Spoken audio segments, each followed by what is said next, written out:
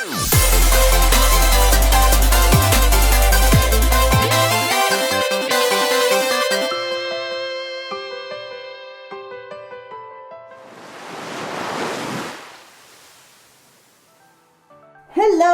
How are you doing on this lovely day? If you're not doing okay today, well, I hope it gets better for you.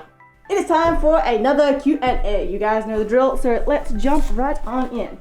From It's Pandora. How do you feel about people swimming in their fursuits? I really feel like I need to see the photos of this because I've had this photo of this white tiger suit in a pool for like years and I've never seen any other suits do a photo shoot in water quite like it. But besides that, it doesn't bother me. Like, I feel like I'm the only person that doesn't cringe when people do crazy things in their fursuits. Because, you know, it's their suit, it's their property. They could do whatever they want with it as long as it's not at the harm or expense of someone else. Suits can be fixed or even just totally remade if something goes horribly wrong. Like, yeah, sure, it's expensive, but it's not the end of the world. Like, chill out. Life is too short. Go have fun. From Slash the Husky. Hey Pocari, I've been a viewer since 2014. Oh wow, you're one of the OG viewers. Thank you for all the support. Anyways, is it possible to have fursuits of 20 plus personas, being able to clean, maintain, etc.? Oh, absolutely. Like, I know some people who have collections even bigger than that, and those suits are treated like royalty. One of the great things about owning multiple suits is if you rotate them through them pretty evenly, then they'll actually last a lot longer. Because the natural wear and tear that happens to a suit as it gets used over time is distributed throughout multiples. So say like, rather than one suit having to put up with 100 hours of use, you have 10 suits with only 10 hours of use. So yeah, it actually gets pretty easy to keep them clean and fresh if you only use one at a time. From That Meme Person. Hi Fluffy-roo, or more known as Pocari. I was wondering why you were wearing your other suit the last couple of videos. Thanks for answering my question. More for less, Pocari is only retired, he's not dead. Because the suit still looks absolutely fine on camera, so I'll just switch between them as I feel like it. He doesn't go to cons or public meets or anything like that because he definitely shows his age in person and he's getting a bit fragile, but at home he's nice and safe. I still don't want to wear him too much because I don't ever want to get to the point where I physically cannot wear him anymore because he's just falling to pieces, but I guess until that point, he'll still be around. From Alucard the Fennec. I noticed that you haven't talked about fennec foxes in your videos. I was wondering if there was a reason for this. No, I am literally just a stupid. And I don't encounter a whole lot of fennecs and they usually just get grouped into like foxes as a whole, so I tend to forget that they exist. Or maybe it's some like underlying subconscious salt because Morphless Pocari would always be mistaken for a fennec. Fennecs aren't the only one I forget though. For some reason I do the same thing to otters. Possibly because we don't really have anything like an otter in Australia and it's still a pretty uncommon persona, so I just don't see them a whole lot and I forget. Or maybe it's because they're so slimy, they just keep slipping my mind. From Layla F. Pocari-roo, hi! People like to hate on me because I wear mouth movers masks. Should I still be in the fandom or no? The only ones who shouldn't be in the fandom are the ones that are hating on you. Like, elitist attitudes like that just make me so sad because it paints our fandom in such a bad light and really contributes to why a lot of people say the fandom is toxic. Like, it takes absolutely zero effort to just let someone like their thing and have fun. Like, I would never understand what people hope to achieve by doing otherwise.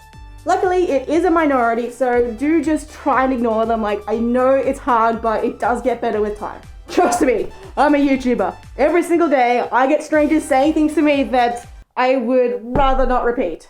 Like, do you guys remember the whole Emma the Tiger incident? If you haven't, long story short, this 10-year-old girl went to a con in like a basketball, and there was like a massive fursuit photo shoot, and a couple of fursuiters started pushing her around and saying horrible things about how her fursuit sucked, and oh, gross basketball, just laughing at her and saying all kinds of horrible things. And this poor girl was so upset that she never wanted to be a furry ever again. And I totally understand that reaction. That sucks so much. But someone shared the story on Twitter and hundreds, if not thousands of people came together to support her. Eno even organized her own photo shoot for her with heaps of supportive fursuiters. And for Fox's sake, Suits made her a suit as a gift. The love was just absolutely overwhelming, so don't worry, the haters are in the wrong here. From Kilroy, I'm not reading the rest. Okay, long time watcher, first time asking a Q&A question. Do you have any extensive lore for any of your Fursunas and or OCs and or fan characters? Not really. Like, I'll daydream about it sometimes, but so far no solid backstories. I recently got this cute griffin character that has inspired me a little bit though. Her name is Auri, and she is a mountain guardian in Scotland. And I haven't gotten any further than that because I keep getting distracted imagining her voice like this. It's just my boo. From Sea Rabbit. I'm having a big problem. I've had my Fursona who I just found out has the same name as a really popular fursuiter.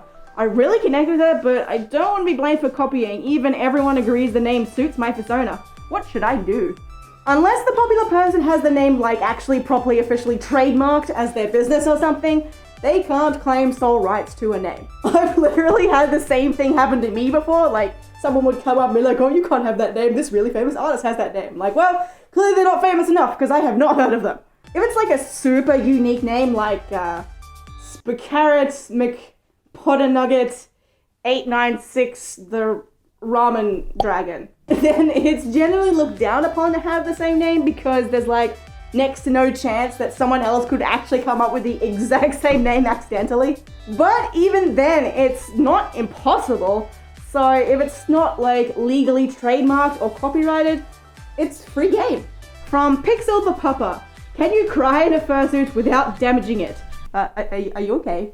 The only things you really have to worry about is the paint in the eyes if the paint hasn't been sealed or if your eyes are made out of photo paper, but even then, they'd have to be like right up against your eyeballs, touching your eyeballs, and that sounds incredibly uncomfortable.